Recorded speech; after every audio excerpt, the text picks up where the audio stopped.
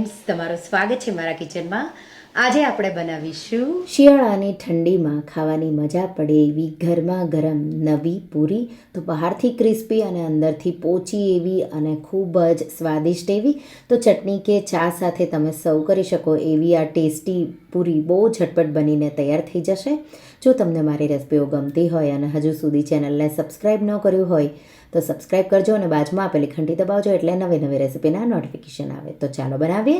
તો એના માટે એક બાઉલમાં આપણે 1.5 કપ બાજરીનો લોટ લેશું. તો અહીંયા જો તમે આ શિયાળામાં બનાવતા હોય તો બાજરીનો, અને જો ઉનાળામાં બનાવો તો જુવારનો લોટ એ જગ્યાએ લઈ શકો છો. તો 1.5 કપ બાજરીનો લોટ અને એમાં અડધો કપ રોટલીનો લોટ. તો એ બાઇન્ડિંગ આપશે એટલા માટે એ ઉમેરવાનો છે. સાથે 1/2 ટીસ્પૂન કે પછી સ્વાદ પ્રમાણે મીઠું ઉમેરી દઈશું. 3 ટીસ્પૂન જેટલા સફેદ તલ, બહુ સારો એવો ટેસ્ટ આપશે, સાથે સાથે એનો દેખાવ પણ બહુ સારો એવો આવશે. 1 ટીસ્પૂન જેટલો અજમો આ રીતે મસળીને ઉમેરી દઈશું. સાથે આપણે એમાં 2 ટીસ્પૂન જેટલું તેલ, તો તેલ બહુ વધારે નથી ઉમેરવાનું, થોડું જ ઉમેરવાનું છે. 1 ટીસ્પૂન ધાણા જીરું પાવડર, અડધી ટીસ્પૂન હળદર, 1/4 ટીસ્પૂન જેટલી હિંગ અને 1 ટીસ્પૂન કાશ્મીરી લાલ મરચું. તો અહીંયા આપણે આદુ મરચાં પણ આગળ જઈને ઉમેરવાના છીએ, એટલે લાલ મરચું તમારે તીખું નહીં લેવાનું, કાશ્મીરી લાલ મરચું લેવાનું. આ રીતે મિક્સ કરી દઈશું એકદમ સારી રીતે. હવે મિક્સ થઈ જાય એટલે આપણે એમાં મેથી ઉમેરીશું. તો અડધો કપથી થોડી ઉપર તો મેથી ધોઈ નિતારી અને આ રીતે ચોપ કરી અને પછી હું એને ઉમેરી રહી છું. અહીંયા તમારે થોડા લીલા ધાણા ઉમેરવા હોય તો ઉમેરી શકો છો. અને એકદમ સારી રીતે લોટ સાથે આપણે મેથીને મિક્સ કરી દઈશું. તો મેથીના પાન અલગ કરી ચોપ કરીને ઉમેરવાની, એટલે પૂરી આપણે જ્યારે ફ્રાય કરીએ ત્યારે એ ફૂલશે. તો એ રીતે તમારે લોટ બાંધવાનો. તો આ રીતે મેં મિક્સ કરી દીધું એકદમ સારી રીતે. હવે આપણે એમાં તમને જેટલી તીખાશ જોવે એ રીતે આદુ મરચાંની પેસ્ટ, તો એનાથી બહુ સારો એવો ટેસ્ટ આવશે. તમારે લસણ ઉમેરવું હોય તો લસણ પણ ઉમેરી શકો છો. મેં અત્યારે આદુ મરચાં જ ઉમેર્યા છે. હવે આપણે એક મીડિયમ બટેટું, મેં એને આ રીતે 2 ભાગ કરી બાફી લીધું છે અને આપણે બટેટાને આ રીતે ખમણીને ઉમેરી દઈશું. તો એનાથી પૂરી તમારી સોફ્ટ થશે, સાથે સાથે બટેટાનો ટેસ્ટ પણ બહુ સારો એવો પૂરીમાં આવશે. તો ઉમેરજો જ, પણ જો તમારે ન ઉમેરવું હોય તો તમે બટેટું ન ઉમેરો તો પણ ચાલે. આ રીતે બટેટું મેં ખમણી લીધું. હવે એકદમ સારી રીતે લોટ સાથે બટેટાને મિક્સ કરી દઈશું. તો આ રીતે છૂટું પાડવાનું, આદુ મરચાં અને બટેટું એકદમ સારી રીતે બધા લોટ સાથે મિક્સ થઈ જાય એ રીતે આપણે મિક્સ કરી દઈશું. આ રીતે મિક્સ થઈ જાય એટલે હવે આપણે થોડું થોડું પાણી ઉમેરી અને લોટ બાંધીશું. અહીંયા આપણે આ લોટ છે એ ભાખરીના લોટથી થોડો ઢીલો અને રોટલીના લોટથી થોડો કઠણ એવો લોટ બાંધવાનો છે.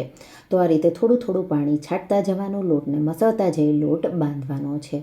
તો અહીંયા 1/4 કપથી થોડું ઉપર અને અડધો કપથી થોડું ઓછું એટલા પાણીની મને જરૂર પડી છે અને આવો લોટ બાંધીને મેં રેડી કરી લીધો. તો લોટ થોડો કઠણ સાઈડ જ તમારે રાખવાનો, એ ખાસ ધ્યાન રાખવાનું છે. ઢીલો થઈ જશે તો તમે બિલકુલ પૂરી એમાંથી વણી નહીં શકો. અડધી ટીસ્પૂન જેટલું તેલ કે ઘી ઉમેરી લોટને ખૂબ જ સારી રીતે મસળી લઈશું. અને હવે એમાંથી આપણે લુઆ બનાવીશું. પૂરી તમારે કેટલી નાની મોટી બનાવી છે એ રીતે લુઆ બધા જ બનાવી લેવાના એકસાથે, અને પછી આપણે એને વણતા જઈશું અને સાથે સાથે ફ્રાય કરતા જઈશું. તો આ રીતે એક સરખા એવા લુઆ બધા હું રેડી કરી લઈશ. હવે પાટલી વેલણ લઈ અને આપણે પાટલી પર અને વેલણને પણ થોડું તેલવાળું ગ્રીસ કરી લઈશું. જ્યારે જ્યારે જરૂર લાગે કે હવે પૂરી તમારી ચીપકવા લાગી છે ત્યારે તમારે પાછું તેલ લગાવી દેવાનું. આ રીતે બહુ પાતળી પણ નહીં, બહુ જાડી પણ નહીં, મીડિયમ થીક એવી આવી પૂરી વણીશું. તો એકદમ નાની પણ તમે આવી પૂરી વણી શકો, અને થોડી જો તમારે મોટી બનાવવી હોય તો મોટા થોડા લુઆ કરવાના અને થોડી આ રીતે થીક રહે એ રીતે જ તમારે વણવાની છે. આ પૂરીમાં થોડા ક્રેક્સ આવશે. આપણે લોટ છે એ થોડો કઠણ રાખ્યો છે એટલા માટે, પણ બહુ ક્રિસ્પી અને અંદરથી સોફ્ટ એવી પૂરી તમારી બનશે. તો તમને જે સાઇઝમાં જોવે એ પૂરી એ રીતે વણી લેવાની. હવે તેલ ગરમ મેં કરી લીધું છે. ગેસની ફ્લેમ મીડિયમ હાઈ સાઈડ છે. આ રીતે પૂરી ડ્રોપ કરીશું અને આપણે આ રીતે એને હલકું હલકું પ્રેસ કરતા રહીશું અને એને ફ્લિપ કરીશું. ફ્લિપ થઈ જાય એટલે આ રીતે તમે એને ફ્રાય કરશો એટલે પૂરી છે એ ફૂલવા લાગશે. 2 સાઈડથી ક્રિસ્પી થઈ જાય એટલે આપણે એને બહાર કાઢીશું. એ જ રીતે આપણે બીજી બધી પૂરી પણ આ રીતે ફ્રાય કરતા જશું અને આવી થઈ જાય એટલે આપણે એને બહાર કાઢી લઈશું. તો બે સાઈડ લગભગ તમારે 30 સેકન્ડથી 40 સેકન્ડ જેવું ફ્રાય કરવાનું એક સાઈડ, અને પછી આ રીતે ફૂલી અને આવી ક્રિસ્પી થઈ જાય એટલે બહાર કાઢી લેવાની. તો આ રીતે પૂરી હું બધી તળીને રેડી કરી લઈશ. કદાચ જો તમને લાગે કે પૂરી તમારી નથી ફૂલતી તો થોડી તમારે એને જાડી રાખવાની, તો એ તમારે ધ્યાન રાખી અને પૂરી બધી તળી લેવાની. તો પૂરી આપણી તૈયાર છે. હવે આપણે ટેસ્ટી એવી ટમેટાની ચટણી બનાવી લઈશું. તમે લીલી ફુદીના ધાણાની ચટણી સાથે કે ચા સાથે પણ સર્વ કરી શકો છો. ટમેટાની ચટણી બનાવવા માટે 2 થી 3 ટીસ્પૂન જેટલું તેલ ગરમ કરીશું અને એમાં આપણે 4 થી 5 લસણની કળીઓ ઉમેરી અને આપણે થોડી એને સતળાવા દઈશું. થોડી લસણની કળીઓ સતળાય એટલે 4 સૂકા લાલ મરચાં, તીખી તમારે કેવી ચટણી બનાવી છે એ રીતે તમારે સૂકા મરચાં લેવાના. હવે 4 ટમેટાં લઈ અને આપણે એનો ઉપરનો ભાગ કટ કરી આવા ટુકડા કરી લઈશું. સાથે 1 ટીસ્પૂનથી થોડું ઉપર મીઠું ઉમેરી ટમેટાં સોફ્ટ થાય ત્યાં સુધી આપણે એને મીડિયમ હાઈ ફ્લેમ પર સાતળીશું. તો લગભગ 3 થી 4 મિનિટ જેવું ટમેટાને સતળાતા લાગશે. તો પૂરી તમારી થાય ત્યાં સુધી સાઈડમાં તમે આ ચટણી પણ બનાવી શકો. ટમેટાં થોડા થઈ જાય એટલે 2 ટુકડા આંબલીના ઉમેરીશું. તો આંબોળિયા કાઢેલા હોય એવા આંબલીના ટુકડા ઉમેરવાના. 1 મિનિટ જેવું મેં થવા દીધું. 2 ટીસ્પૂન જેટલો ગોળ ઉમેરી દઈશું, મિક્સ કરી દઈશું. અને હવે ટમેટાં એકદમ સોફ્ટ 4 મિનિટ પછી થઈ જશે.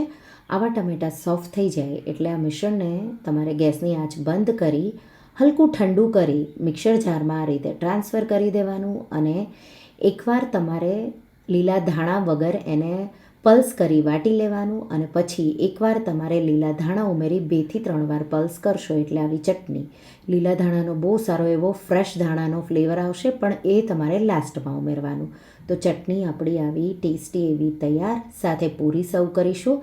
તો સવારના નાસ્તામાં શિયાળામાં ખાસ કરી જો તમને આવી પૂરી મળી જશે તો તમને બીજું કંઈ નહીં જોવે એવી ટેસ્ટી એવી આ પૂરી લાગે છે. બાળકોને લંચ બોક્સમાં પણ આપી શકો, અને તમે ટ્રાવેલ કરવાના હોય તો પણ તમે લઈ જઈ શકો. એકલી ચા સાથે કે અથાણા સાથે કે ચટણી સાથે પણ સર્વ કરી શકો.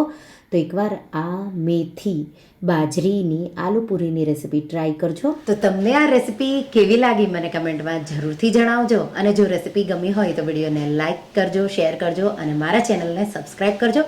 અને આવી જે નવી રેસીપીઓ માટે તમે બેલ આઇકન બટનને પ્રેસ કરજો. Thank you for watching.